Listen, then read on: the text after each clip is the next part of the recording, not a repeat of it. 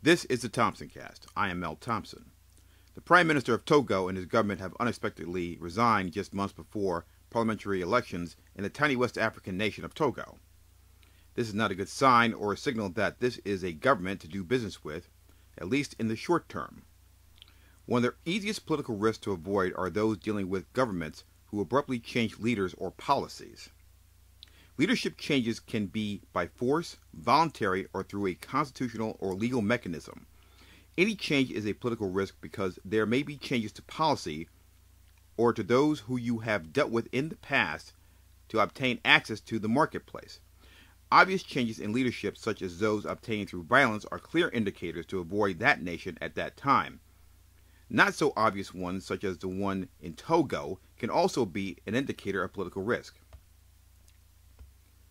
Although on the face of it, the Prime Minister and his move that equated to his resignation is more or less a move that is furthering his political ambition, mainly because the resignation was required by the laws, the election laws in Togo, that require somebody who is currently in office to resign before they can seek another office.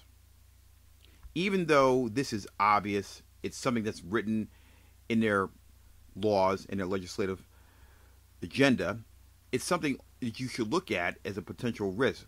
Because how do you know that once this particular Prime Minister, whose name is Gilbert Fossum Hongabo, once Mr. Hongabo leaves that position, how do you know that the next group of people will enforce the same trade, business, and permit laws that allow you to gain same or similar access to the markets that you had previously?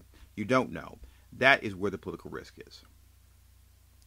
Once the direct foreign investor has become accustomed to standard operating procedures and policies, any changes require new research.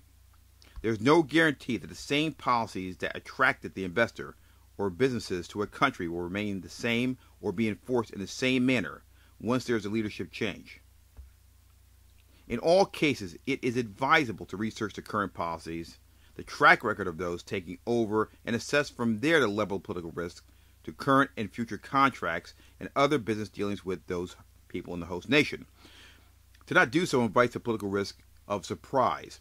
For example, a rise in the cost of doing business, such as the rise of the cost of permits to gain access to the marketplace, which is something we already discussed. Also, you must look at the potential for different enforcement of building and business codes and changes in trade and foreign investment policy. These are the areas that must be examined and assessed before you continue to do business once there is a leadership change or a potential leadership change in a host country. This has been the Thompson Cast. I am Mel Thompson.